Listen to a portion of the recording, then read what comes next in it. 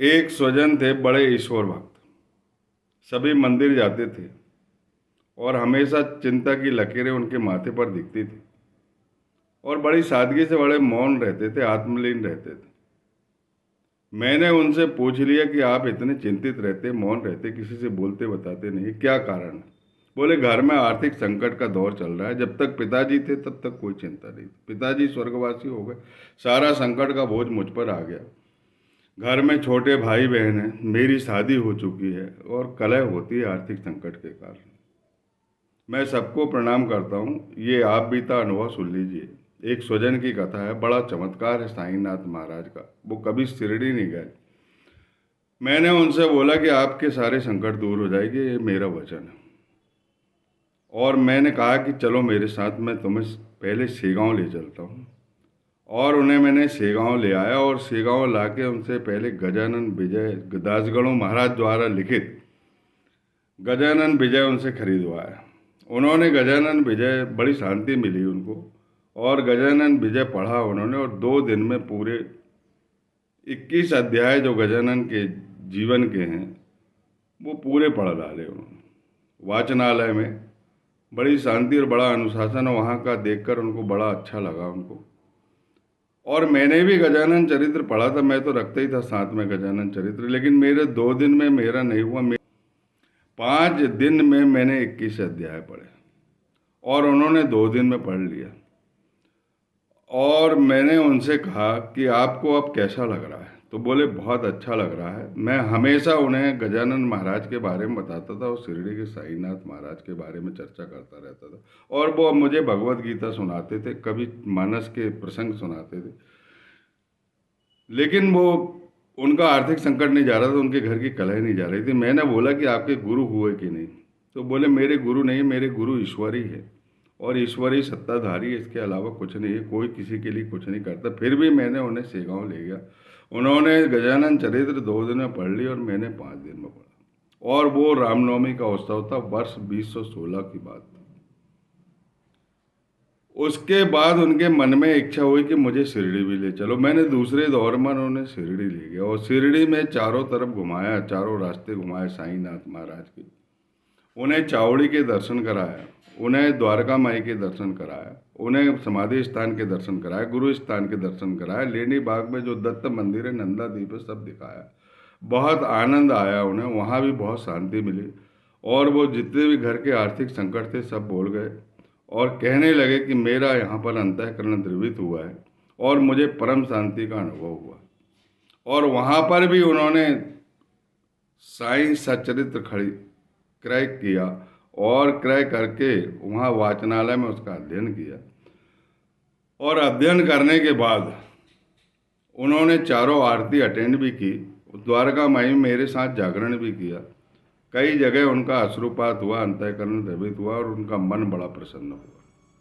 प्रसन्न होने के बाद हम जब लौट जाते हैं तो लौटने के बाद उनके घर में जब वो पहुंचते हैं तो उनके साथ बहुत कलह होती है, बहुत लड़ाई होती है और उनका मन बहुत विचलित हो जाता है। और साईं जो चरित्र लिया था उन्होंने पूरे अध्याय वहाँ पर नहीं कर पाए थे, कुछ अध्याय उनके शेष रह गए।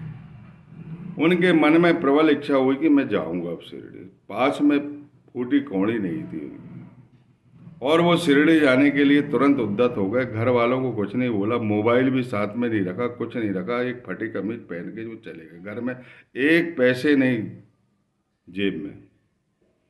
और रेल से यात्रा करने लगे तो बिना टिकट यात्रा करके रेल के डिब्बे में बैठ गए। रेल के डिब्बे में टीटीआई आया लेकिन उनसे नहीं पूछा कि आपके पास टिकट है, नहीं। वो समझ गए कि ये साईनाथ महाराज का चमत्कार है जो उन्होंने बचा लिया। वो शिरडी पहुंच गए और शिरडी पहुंचने के बाद जब शिरडी रेलवे स्टेशन में उतरे, हो बताते, उन्होंने किस्सा बताया। फिर वो बताते हैं कि मैं जैसे स्टेशन पर उतरा तो एक साधु मुझे मिला और मुझे बहुत भूख लगी थी। तो वो साधु कहने लगा कि तुम्हें बहुत भूख लगी है, थोड़ा स्वल्पाहार कर लीजिए। अचानक उस साधु के बोलने के कारण वो समझ गए कि साईनाथ महाराज की कृपा है, साईनाथ महाराज किसी को भूखा पेट नहीं रखते। और उन्होंने वो एक होटल ले गया और उन्होंने सबसे पहले नाश्ता करवाया। नाश्ता कराने के बाद उन्होंने बोला कि कब तक रुकने का इरादा है? बोले जब तक साईंनाथ महाराज की कृपा होगी, और मेरे पास एक भी पैसे नहीं है। तो उनको दया आई, उन्होंने अपनी जो खोली ले रखे थे उस खोली में उनका स्वागत किया और साथ में उन्होंने रखे, और वो भी भगवत गीता के बड़े भुवनेश्वर से आए हुए थे, और हमेशा उनका सत्संग चलता रहता था। उन्होंने बोला कि आप साई चरित्र यहाँ पर पूरा पढ़ो। जो कुछ पन्ने शेष रह गए थे वो शेष तो उन्होंने पूरा किया, और 5 दिन तक उस साधु के साथ वो रहे। और उस साधु ने कहा कि अब तुम्हारा काम पूरा हुआ, अब तुम जाओ, आज तुम चले जाओ, कल मैं जाऊंगा, और मैं जानता हूं कि तुम्हारे पास टिकट के कोई पैसे नहीं है, और तुम्हारी व्यवस्था मैंने कर दी। तब लेकिन उनके समझ में नहीं आई, उनकी स्मृति में समझ में नहीं आया कि ये है कौन इतने दयालु। पर वो चमक रहे थे, वो समझ रहे थे कि ये साईंनाथ महाराज का चमत्कार है, इसके अलावा कुछ नहीं। और जब वो वापस आने लगे तो वो रेलवे स्टेशन तक आए और उनको बोले कि ये डब्बे में बैठ जाओ, और वही डब्बे में वो बैठ गए।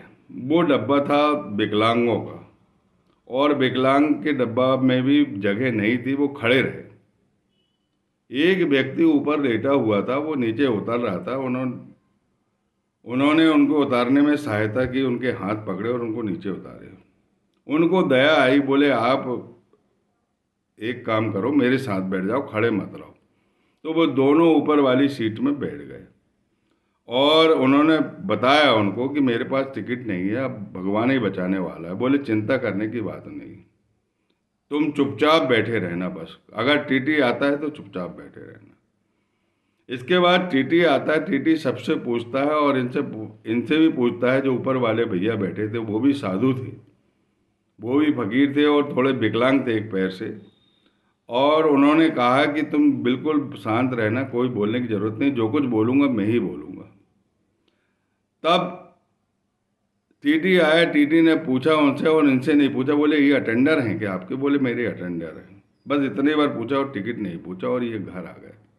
इतना शानदार चमत्कार हुआ उनके साथ। तब से उन्होंने साईंनाथ महाराज को अपना सदगुरु बना लिया, और समझ गए कि ये आत्मज्ञानी सदगुरु है, और साईं चिंतन में वो लग गए। और साईं चिंतन जो करता है वो सारे देवताओं के दर्शन करता है, क्योंकि साईं का बड़ा सनातनी स्वरूप है। जिस भाव में जो जाता है उसी भाव में साईंनाथ महाराज उतर जाते हैं, और जिसकी भी आराधना करते हैं, सच्ची आराधना करते हैं, वो सबके संकट जानते हैं, वो संकट को ग्रहण कर लेते हैं।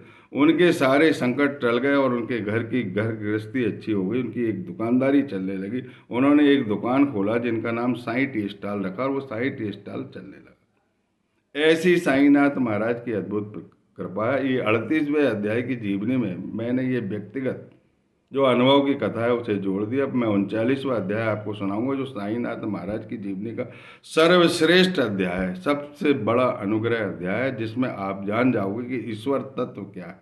बोलिए सच्चिदानंद सद्गुरु साईंनाथ महाराज की जय।